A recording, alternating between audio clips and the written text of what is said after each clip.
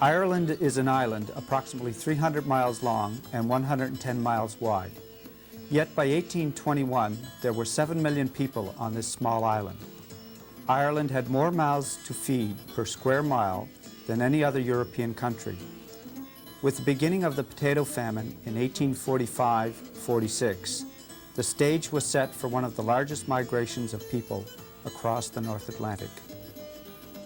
Most of the Irish in Cape Breton emigrated to the island in the first half of the 19th century, well before the onslaught of the potato famine.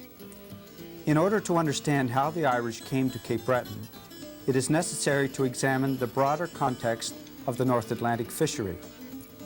The earliest transatlantic fishery was conducted by French and Portuguese fishermen in the 1540s, soon joined by the Basque, who took cod in coastal waters and dried them ashore, or salted them aboard ship. English fishermen were relative latecomers. They arrived in numbers only by the 1570s, but by 1600 they controlled most of the eastern Avalon Peninsula of Newfoundland. Trade between Ireland and Newfoundland extended back at least to 1675, when ships from southwest England began calling in each spring en route to Newfoundland via Irish ports, such as New Ross, Cork, and Baltimore, to collect provisions for the summer cod fishery. From the beginning, Waterford was the center of this trade and maintained its primacy over neighboring ports on the south coast of Ireland until the commerce collapsed in the 1830s. The passenger trade was also a key factor in the Irish-Newfoundland commerce. The passenger trade peaked in the 1770s and 1780s, when approximately 5,000 men departed Waterford each spring to fish in the summer cod fishery in Newfoundland. The majority of these Irishmen returned home after a season or two or moved on to the mainland.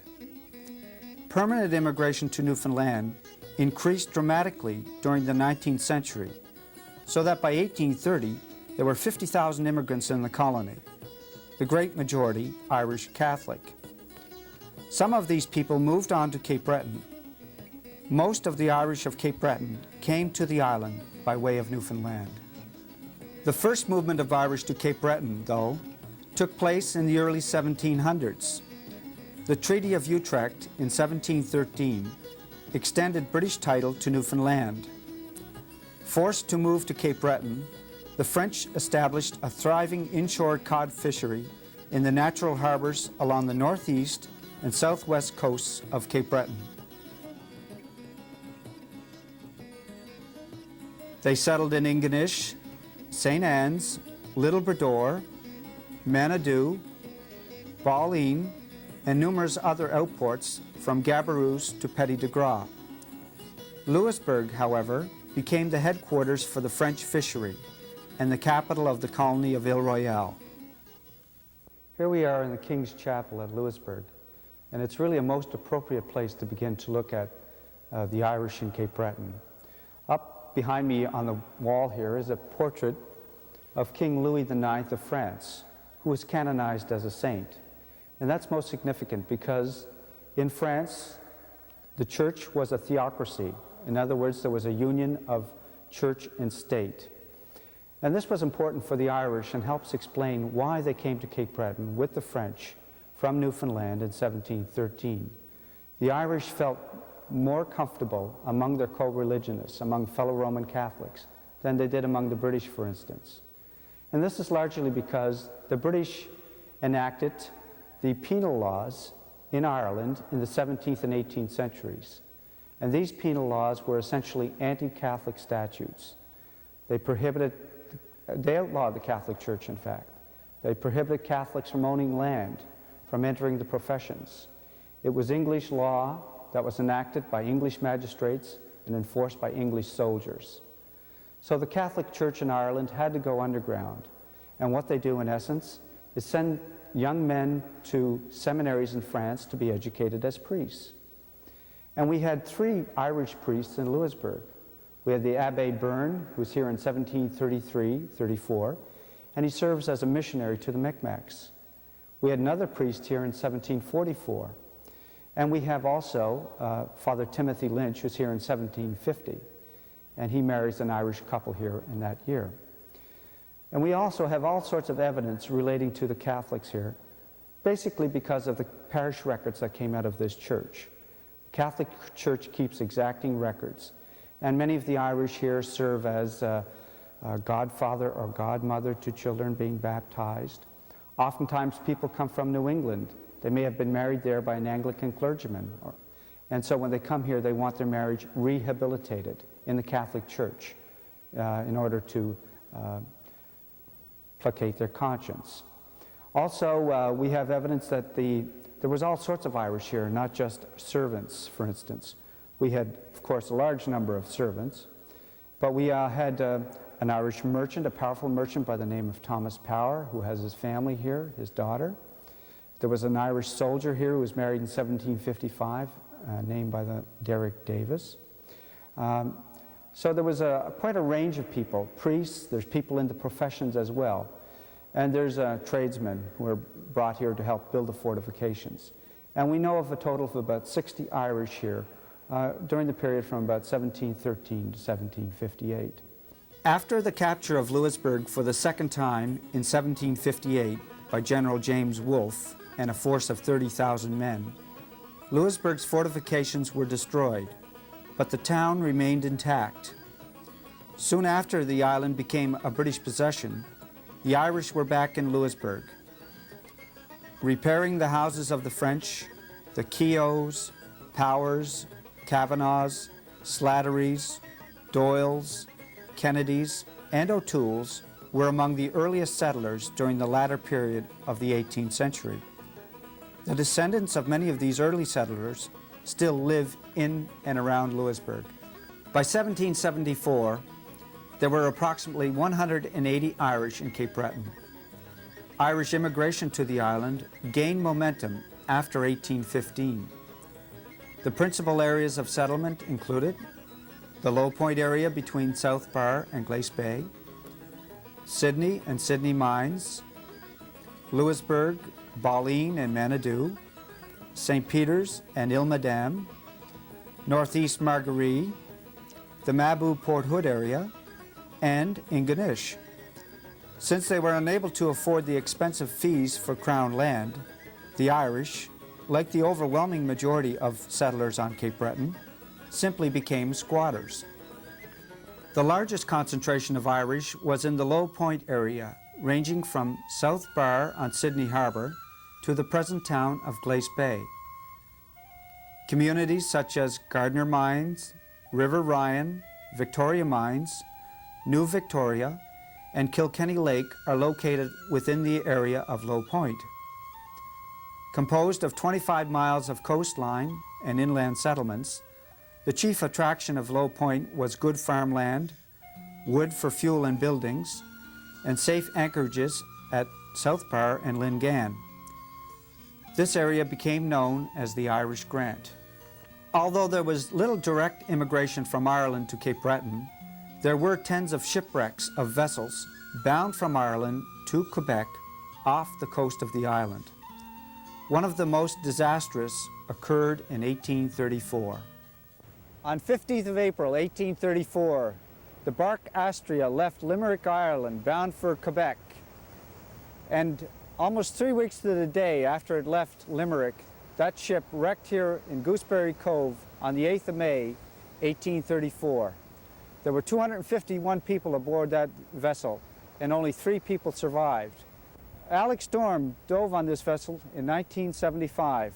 Well, in 1975, when I first found the wreck, I could see from the evidence that I found on the bottom that she struck out on the head first, on the outside of the head, and that the waves worked her in until finally she came to rest behind me here in about 50 feet of water. Originally she might have been higher up on the ledge, but she slid off afterwards. She was on a copper-fastened ship, typical of that period, and there's anchor chains down there, and there were anchors down there, which we, by the way, brought up for our museum. Over a period of 2 weeks, the Irish fishermen of Ballyne recovered some 80 bodies from the wreck of the Astrea and buried them here on the shores of Gooseberry Cove. Some Irish settlers on Cape Breton were also deserters from the British Navy. 86-year-old Maurice Donovan describes how his great-grandfather deserted from the British Navy and eventually came to Ingonish. Yes, my great-grandfather deserted the British Navy in North Sydney, in the harbour of North Sydney, and slipped ashore there in the night time. He was on watch, and that's the way he arrived in Cape Breton. He was pressed into service in England, picked up with his father, where they were fishing in Bantry Bay. He's taken out of the boat, and he never saw Ireland after. So he was pressed into the Navy. Yeah. Now, what happened after he escaped from the Navy in North Sydney? He made his way along the shore till he got to Jersey Cove. There he settled in Jersey Cove, built a little log cabin for himself, and years after he got word over to his girlfriend in Ireland, or in England, and she came across to Newfoundland, in the Placentia Bay. And he went down to Placentia Bay, went down there in a sailing packet, and they got married there in church there by a parish priest there by the name of Father Sears. And from there they came back to Cape Breton.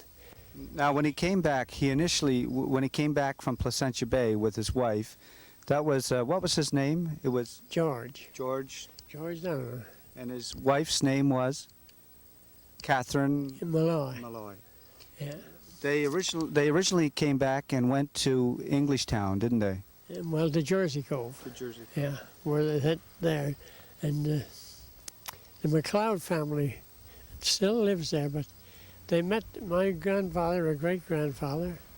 He met a MacLeod that was living down here in Ingonish among the Catholics. He was a Presbyterian, and he was like a sore thumb here, I guess. And George Donovan was in the same position up in Jersey Cove. He was among Presbyterians there, and he was a sore thumb. So they got acquainted with each other, and they made a trade. They traded the properties. MacLeod left Ingonish and went to Jersey Cove, and Donovan came to Ingonish and settled here. And a big family was raised from there on. How many, I can't tell you now, but... Like Maurice Donovan's great-grandfather, immigrant Irish to Cape Breton sought to join their fellow Irish for mutual comfort and support. By the 1820s, there was a large settlement of Irish on Ile Madame. The Irish on Ile Madame have a long history. I'm standing here in front of the Cathedral of Notre Dame, which was completed by Father Jean-Pierre Miranda in 1837. In 1835, when Father Miranda first arrived in Arishat, he reported that he had something like 2,300 parishioners in his parish. 1/5 of those parishioners were Irish. They lived here in Arishat as well as in Rocky Bay. Here we are in the beautiful community of Rocky Bay, which is really an enclave of Irish people in Ile Madame. Ile Madame was overwhelmingly Acadian, French-speaking people, but these people in Rocky Bay maintained their Irishness. Rocky Bay had first been settled about 1803 when Lawrence Kavanagh came from Louisbourg and got a grant of land here. By the 1820s, there's a large settlement of Irish people here. Kehoes, Keatings, Flynns, Kileys, Stones, and more. What they did was oftentimes the men would go to get wives. Girls of Irish descent would go to Margaree, would go to St. Peter's and river inhabitants and bring back young girls to marry. And so they maintained their sense of Irishness in a sea of overwhelmingly French population. By 1881, the Irish represent only 8% of the population, but they maintain their community, their sense of community, and their sense of being Irish. And here, as in much of Cape Breton, they farm and they fish. And many of the young men, beginning in the mid-19th century, start to go off to Gloucester to fish. Those that are married, of course, come back, leave in the spring and come back in the fall. And of course, the wives, the Irish wives, are left here to look after the farming. According to longtime Arishat resident Marshall Bourneau, the Rocky Bay Irish kept to themselves. Rocky Bay was a large, large district. I mean, it runs all along the coastline, and a very rough coastline. A lot of Irish people settled there, and they were excellent farmers and excellent fishermen. And you had to be a pretty good sailor to fish at a Rocky Bay, because Rocky Bay is a pretty rugged coast. Now, and the different names that came there would be the Kehoes and the Keatings and the Doyles and the Kileys. My gosh, there were several several names. You know, they all came over from Ireland, and I think it was a time in the potato famine. Was that right? But there's some very fine people in Rocky Bay, and the old remnants of the old family are still living there. You know, my gosh, I know Rocky Bay well because my wife lived below Rocky Bay at Cape Laround. And in those early days, there was no cars. You had to walk it. So you'd come into contact with a lot of the Rocky Bay people, and they were very fine people, no doubt about it. Now, the Kehoes, I think, were among the greatest number there. And then, like I said, the Kileys, they were there. I remember old Mr. Kiley, he went on sailing vessels, and he used to talk about the River Platte, you know, and up in, gosh, so many places he visited. He'd tell me all about it. It's wonderful to listen to him. But the Rocky Bay people, they pretty well kept by themselves, you know. One of the oldest Irish communities in Cape Breton is located just 6 miles up the coast from the island of Ile-Madame.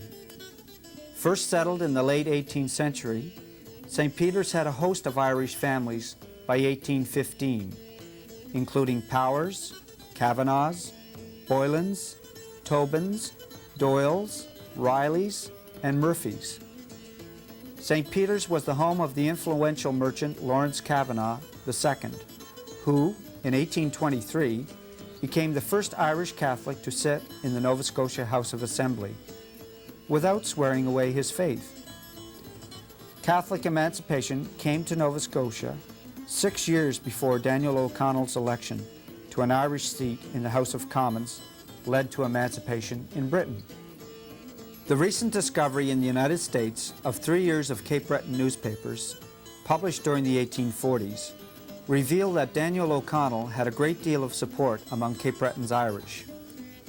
Published in Sydney, the bound newspapers, entitled The Spirit of the Times and Cape Breton Free Press, described a vibrant Irish nationalism and sense of community in the Sydney area.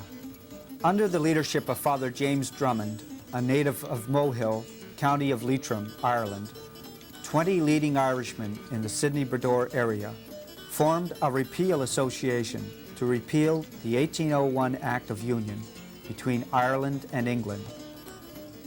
Calling for an independent Irish Parliament, the Sydney Repeal Association corresponded with Repeal headquarters in Dublin and raised £43 in January 1844 to support the cause of repeal in Ireland. All immigrants from Ireland, the Repeal Association included merchant Edward Bone, tradesman James Letty, hotel proprietor Peter Ahern, school teacher James Corcoran, and member of the legislature James McKegney. Sydney had first been settled in 1785 under Governor Joseph Frederick de Barre, who encouraged 129 settlers to come from England in the ship Blenheim. Established as the capital of the new colony of Cape Breton from 1785 to 1820, the British immigrants were joined by Loyalist exiles from the American Revolution. There were some Irish among the Loyalists, including John Maloney, who settled on Muggus Creek, and Captain Moncrief, a member of the Executive Council in Governor DeBar's administration. Other Irish became merchants, vessel owners, and tradesmen. Some of the prominent names included Murphy, Kennedy, Nugent, Egan, Petrie, Shanahan, and Riley. During the 1820s and 1830s, most of the Irish Catholics were settled in the parish of Sydney, whose territory comprised all of the eastern coast of the island, from Cape North to Louisbourg. The first resident priest at Sydney was Father Henry McKegney from Clogher, Ireland, who served in the parish from 1826 to 1840. It was Father McKegney who supervised the construction of St. Patrick's Church in 1828, the first Roman Catholic church to be built in Cape Breton. Father McKegney spoke Irish Gaelic, a language required in the Sydney parish since many of the parishioners spoke only Irish. Whereas the Irish in Sydney Brador were keenly aware of events in Ireland, especially the attempt to repeal the union with Britain, the Irish in more remote parts of the island, such as Ingonish, were not as well informed. Settled permanently by Irish immigrants since the 1820s, the Irish in Ingonish remained isolated, especially in winter, until all-weather roads were constructed in the 1950s. Although isolated, the Irish in Ingonish were typical of the Irish in communities such as White Point, Manitou, Balleen, Scattery, Louisbourg, and numerous other villages, since they were both farmers and fishermen. The Ingonish Irish lived a migratory lifestyle, which enabled the people to exploit their two resources. In this painting, representing Ingonish in 1860, artist Lewis Parker portrays an Irish woman married to a man who has two occupations. He is a farmer and a fisherman. After the crops were planted, these people moved down to the beach during the fishing season and lived in log houses for the summer. When the fishing ended, they moved to their permanent log homes up the Clybourne, Whitty, and McKinnon valleys and harvested their crops for the winter. The Clybourne Valley people moved their families to Middle Head, while only the males in the Whitty and McKinnon intervals moved to makeshift houses by the seashore. This seasonal migration, called bullying, was common in Ireland, northern Scotland, and Newfoundland. Paddy Robinson describes the remote living conditions in the Whitty interval. Well, there's one thing about it, it was great farmland. You know, it was interval soil, no stone or anything. It was beautiful land for farming on. And it had, like I say, lots of wood, lots of water, and as far as that, the only thing was against it, it was kind of far away from the main industries like the fishing and one thing or another. If you had to go to work, you had to walk 3 or 4 miles to get out to where the work was going on. Right. Now, John McGean, the Middlehead Trap Company was established out on Middlehead, way out beyond the lodge in them first years. And John McGean worked with them for 14 years, and he walked from his place, that's 4 miles beyond here, out to Middlehead, and walked back again the same night, after working all day. And he made his hay home with the lantern. That's how he cut his hay and made it, with a lantern. Yeah. Now, the Whitties, were they fishermen as well? They were all fishermen, the Whitties. They were all fishermen. They used to build a shack, just a temporary place to live in, outside, where it'd be handy to their fishing. And after the fishing was over, he'd tear the little shack down, take it with to take him home. And they'd go home then and they'd look after their crops and everything, Right. prepare for the winter. Because in them years, you had to provide in the summertime or you started it that winter if you didn't. That was the way of them days. You had to look after your crops.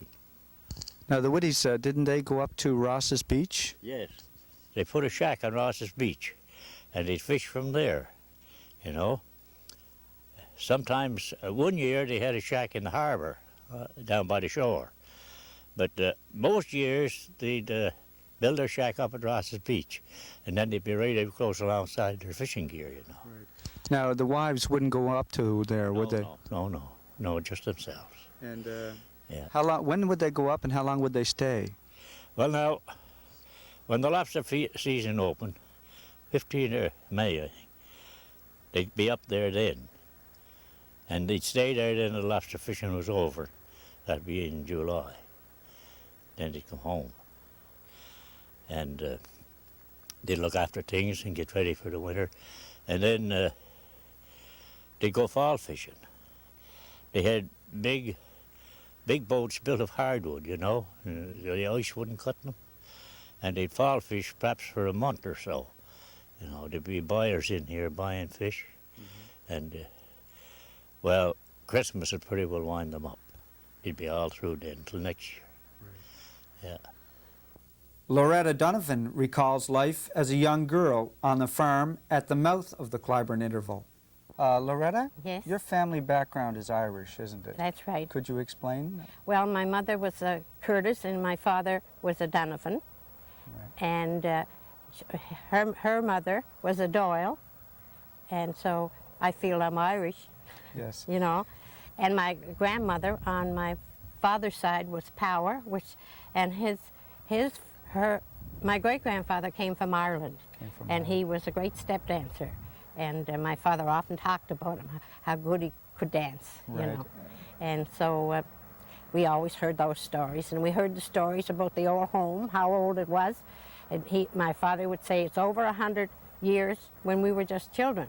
And Dad was a family of 14, and they were all born here. And he was the youngest.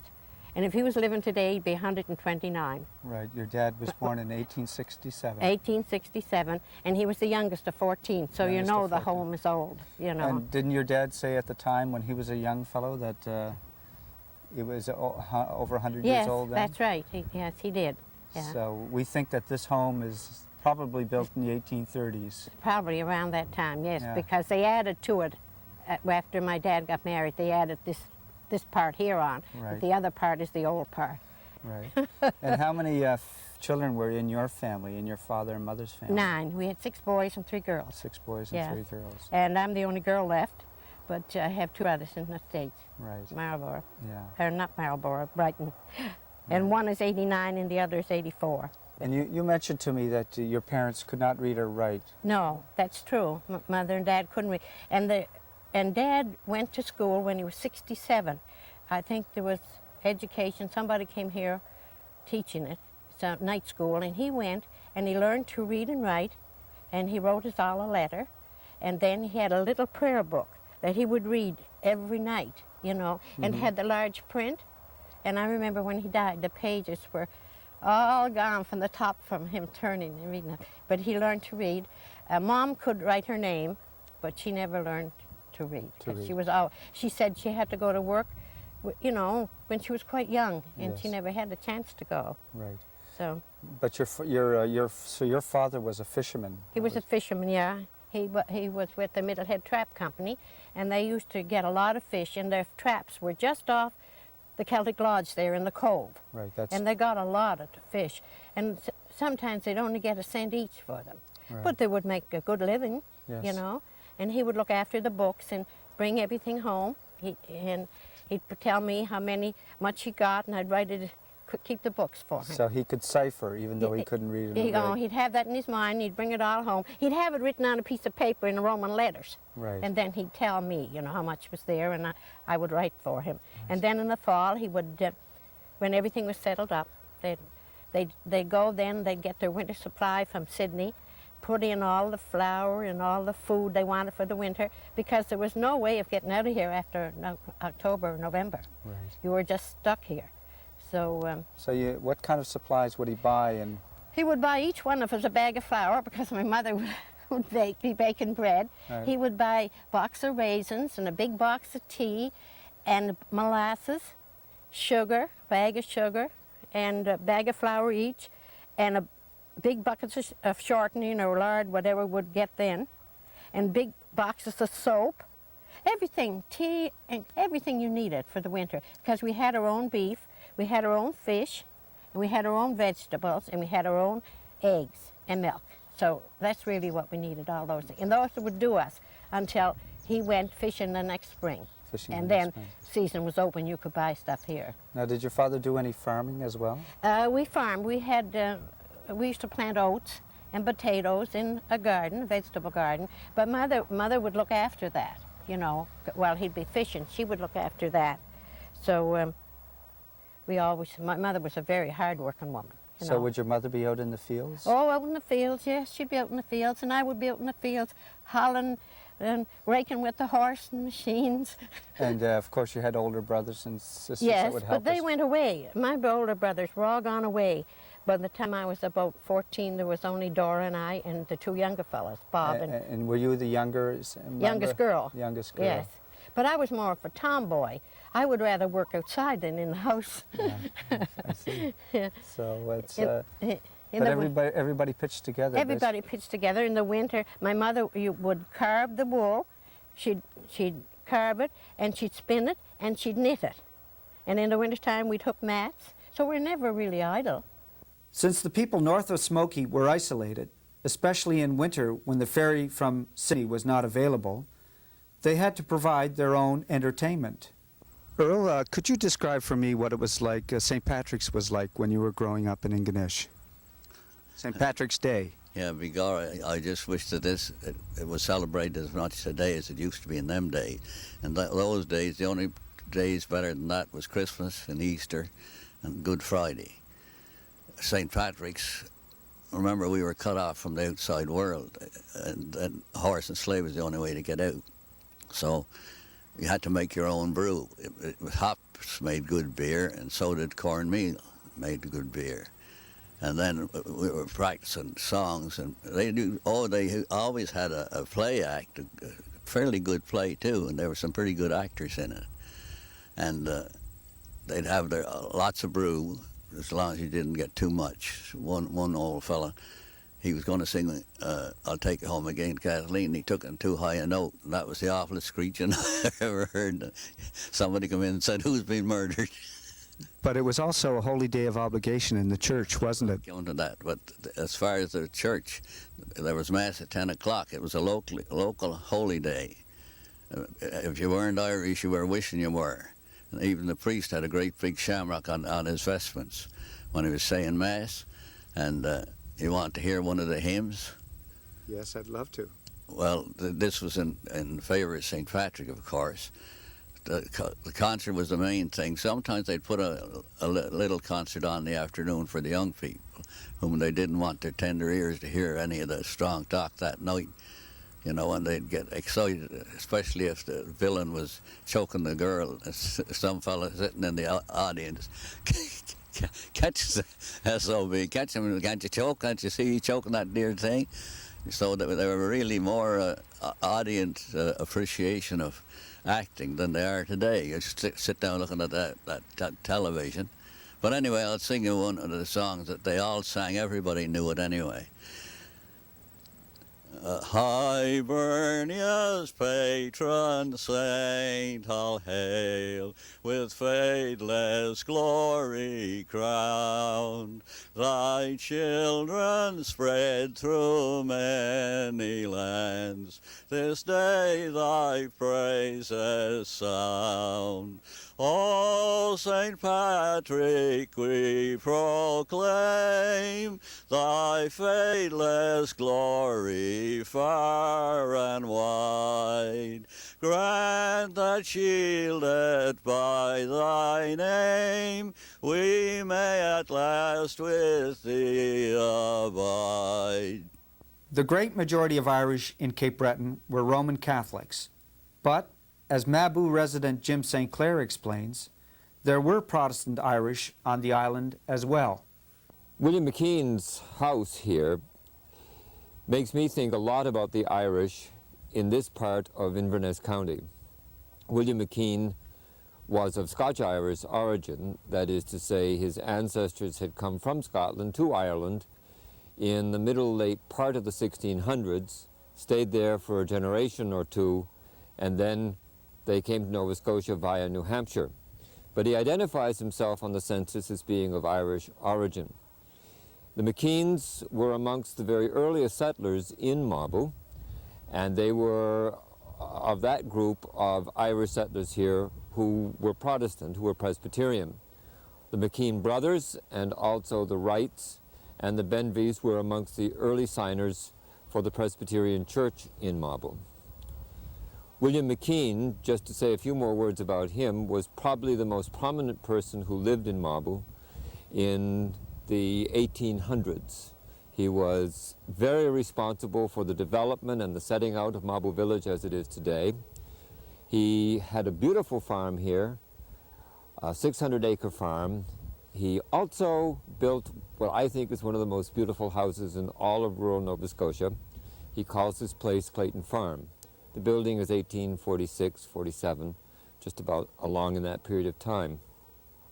The Irish in the 1818 census in Mabou were approximately 15% of the population here. After that time, a few more came, and they lived mostly in Brook Village, which at one time was really known by the Scots people as the Irish town, or the place where the Irish lived. Indeed, some of the Irish who lived there spoke their Irish Gaelic so clearly that the Scotch Gaelic people here could understand what they were saying and could communicate with them. I would want to say that amongst the storekeepers, amongst the early telegraph operators, amongst the mill owners, the people who were doing for their own day manufacturing, in running a small shoe factory, in harness making, and certainly in milling, in grist mills, the Irish were very important in the commercial and economic and probably intellectual development of this place. In addition to the settlers, there were some outstanding Irish school teachers here, the Burkes and also a man named Ayers, who I think also set a tone for the place which encouraged excellence in education. This property was settled by a Murphy man who came from Ireland to Pictou and then eventually came along to Mabou. He was married into one of the Loyalist families, and he sold his property to the McKeans. Amongst some of the other families that were important and went away from this place to make a name for themselves were the Marrs, who came to be very important in judicial circles in Halifax. They lived in Brook Village. The Murrays, who came to be outstanding merchants both here and in Halifax. The Murrays were also a group of Protestant Irish who settled here. The McKean family was probably the most widely spread of all the Irish here, because I think when they came here, they looked at the whole surrounding countryside, and one guy said, well, I'm going to take on the mills, and another guy said, I'm going to get a farm. William McKean opened a store and also had this farm, but he was primarily into merchandising and land acquisition. Another guy came to be a tanner and a maker of harness, and their brother-in-law was a cooper and also was a person who was involved in the manufacturing of harness and a number of other small occupations out towards Brook Village. So I think that when we look at the west coast of Cape Breton, apart probably from the Margarese and Port Hood, the Irish settlement in Mabou is the most important all along this coast. Certainly there were more Irish in Port Hood and in Margaree. They represented a larger percentage of the population. But the impact, even down to today, of the Irish in this place cannot be understated. Just up the coast from William McKean at Mabou is the home of Peter Smith, a political and commercial rival of McKean. Born in Dublin in 1800, Peter Smith came to Nova Scotia at the age of 17. Eventually, he came to own stores in Port Hood and other towns, was Justice of the Peace for Inverness County, and served in the Nova Scotia legislature for 20 years. Later, he served on the Legislative Council until his death in 1879. Although Peter Smith was one of the later of the Irish immigrants to Port Hood, he came here about 1830, his life here was one of great prosperity. The house that we're standing in front of, his house, built probably about 25 years after his arrival here, I think is one of the most quietly elegant houses in all of Cape Breton, built of stone, allegedly from Louisbourg, identifies the great wealth which Peter Smith came to have. Came from Ireland as a very young boy, was impoverished, began selling things from his pack throughout Guysborough, eventually came to Port Hood, very quickly came to be a prominent merchant, a member of the municipal council, taking leadership roles with the school board that was here, and left a fortune which helped to endow some portions of St. FX University. He represents to me a large number of Irish who came to Port Hood and found here a place to live and a place to practice their craft. Some of them came quite early. In fact, by 1818, of the 35 households here, more than half of them were Irish, or people who claimed to be of Irish origin. A great many of them were craftspeople. They were weavers, they were boat builders, they were people who identified as butchers and millers. So in the history of Cape Breton, I think we have to look at Port Hood as being one of the major settlements of Irish, and many Irish who prospered, such as that poor young man who came here, Peter Smith, and when he died 50 years later, left behind a fortune and this splendid house, which to me represents the success of many Irish families on this island. Besides Port Hood and Mabou, the other major settlement of Irish in Inverness County was in the Margarese, especially northeast Margaree. Two of the most accomplished Irishmen from Cape Breton, priests and professors, Moses Cody and Jimmy Tompkins, came from northeast Margaree. Born in 1882, Moses Cody became the director of the Extension Department of St. Francis Xavier University. In his writings and speeches, he developed the theme that men, by community action and planning, could become masters of their own destiny. Between 1929 and his death in 1959, Father Cody dominated the field of mass education. During the 1930s and the 1940s, Moses Cody moved throughout villages in Cape Breton and organized cooperatives among fishermen. Moses Cody's mentor and cousin, Jimmy Tompkins, was the priest who started the movement towards adult education through cooperative action on Cape Breton. The legacy of Moses Cody and Jimmy Tompkins can be seen in the cooperative stores and the strong credit union movement in towns and villages throughout Cape Breton. Jimmy Tompkins and Moses Cody were born in this house in northeast Margaree. The rapid industrialization of Cape Breton at the end of the 19th century produced dramatic changes. Besides providing employment for the miners in the collieries, the coal mines stimulated the lumbering, shipbuilding, and shipping industries. Incorporated in 1904, the new city of Sydney grew up around the older colonial town. Following the establishment of the steel complex in 1900, Sydney's population mushroomed from 3,659 in 1891 to 17,723 by 1911. The new coal mines and steel plants stimulated large-scale immigration to Cape Breton. Irish from Newfoundland and returning Irish from the United States settled in the Sydney area. They were joined by a few thousand people from overseas, such as Ukrainians, Poles, and Hungarians from Eastern Europe, Italians and Lebanese from the Mediterranean, and blacks from the West Indies. The immigration of peoples to Cape Breton at the beginning of the 20th century paled in comparison to the internal migration of native Cape Bretoners to the coal towns from the counties of Inverness, Victoria, and Richmond.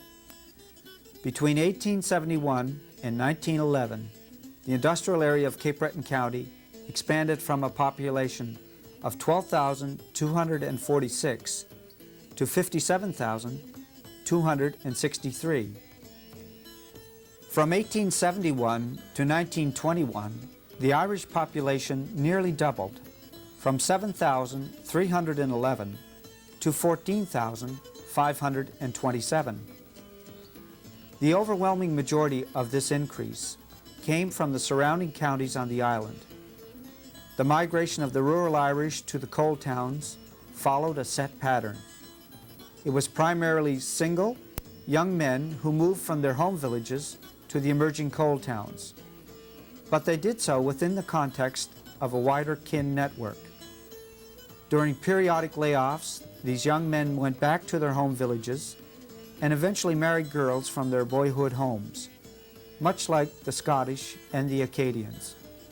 Since 1921, the Irish population of Cape Breton has remained stable at 14,000 people, and today the Irish represent approximately 8% of Cape Breton's total population of 177,000. The most prominent organization for promoting Irish social and cultural life in Cape Breton during the late 19th and early 20th century was the Ancient Order of Hibernians. With its headquarters at St. Patrick's Church, the Ancient Order of Hibernians was theoretically open to anyone of Irish ancestry, but it had a strong Catholic connotation. Mike Fitzgerald was the last president of the Ancient Order of Hibernians in Cape Breton and the current president of the Irish Benevolent Society. Well, the Ancient Order of Hibernians is a strictly Irish Catholic organization, and they were off from all over Canada and the United States, really. And their main objective was to promote, sponsor priests and religious people to the religious life, as well as doing a lot of charitable work within the community. And they also used to have, I think, one of the biggest parades in here in Eastern Canada and Lace Bay at one time. So they did promote the Irish a lot, and was a very good and reputable organization. And their headquarters were at St. Patrick's Church? The headquarters were at St. Patrick's Church, and we took over St. Patrick's Church. It was, I think, granted to us through the Diocese of Antigonish at that time.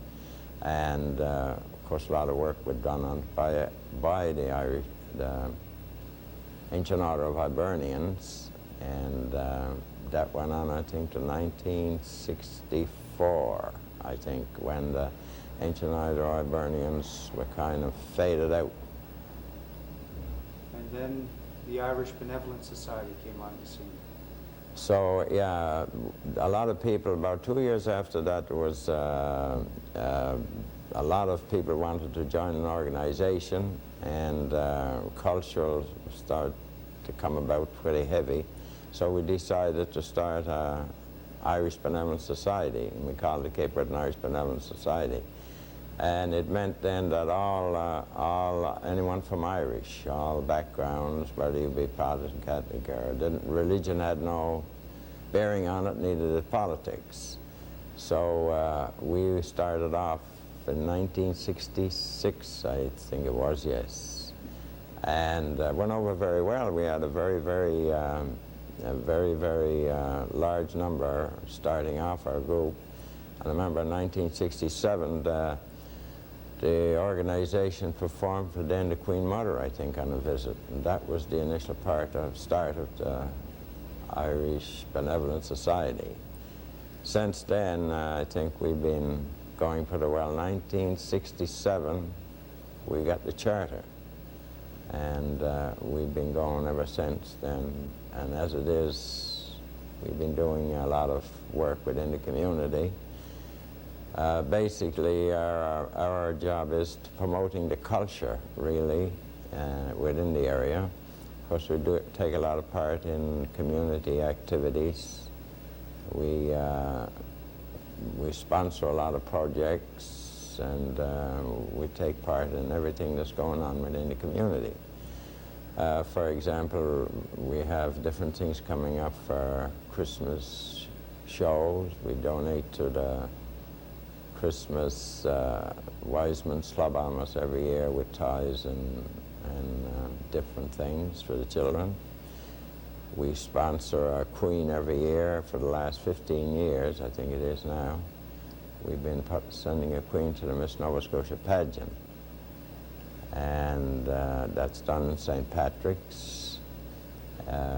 We have a float in the parades, like Action Week, we take an active part. And also take an active part of Christmas parades. And many other any activities within the city we're involved in.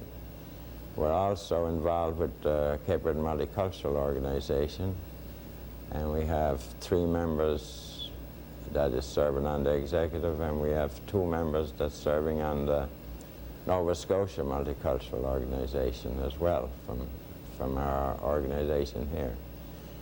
So all in all, I think the Irish Benevolent Society takes part in just about anything that's going on.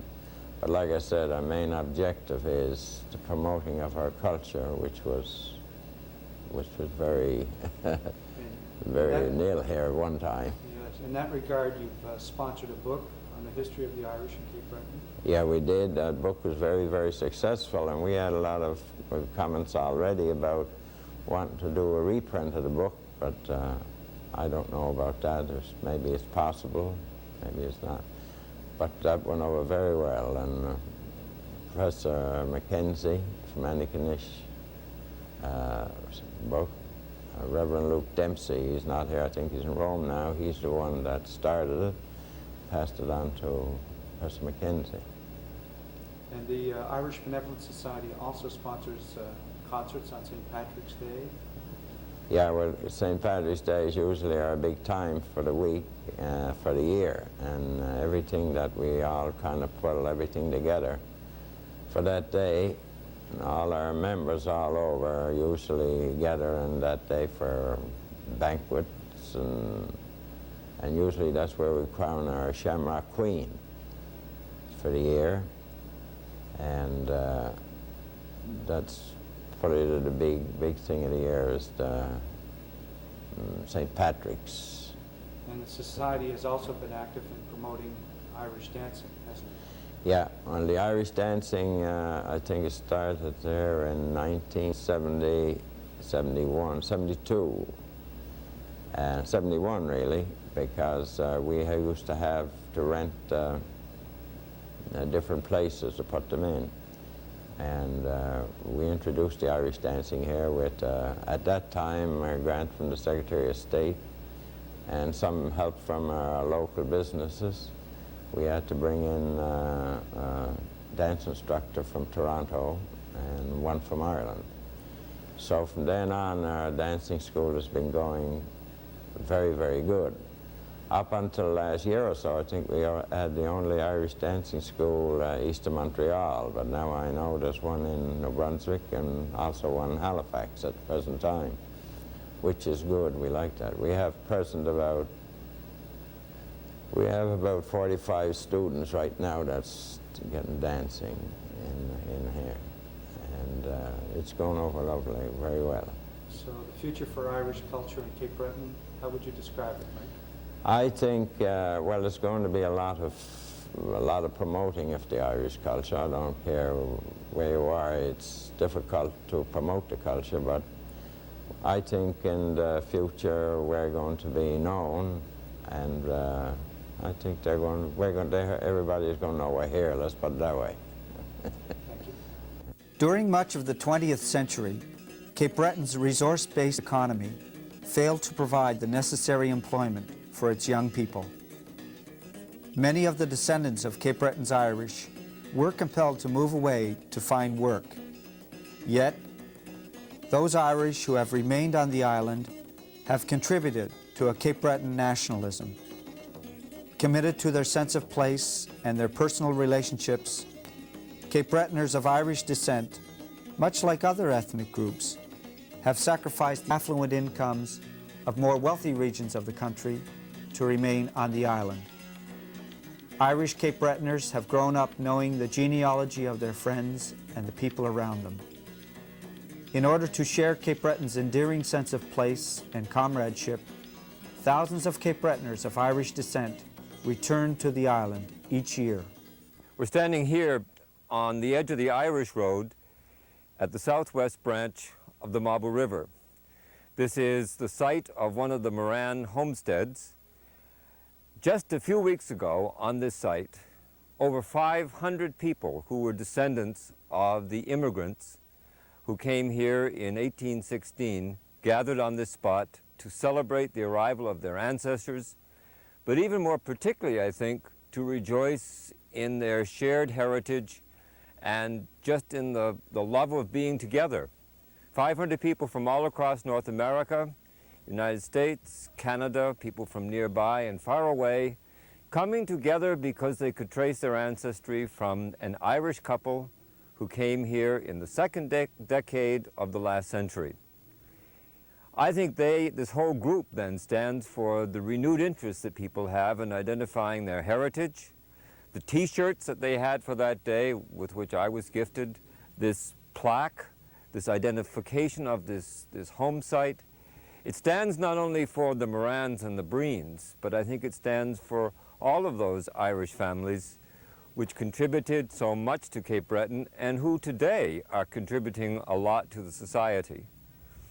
The descendants of the Morans in Mabo and Port Hood are a part of the ongoing life of this community.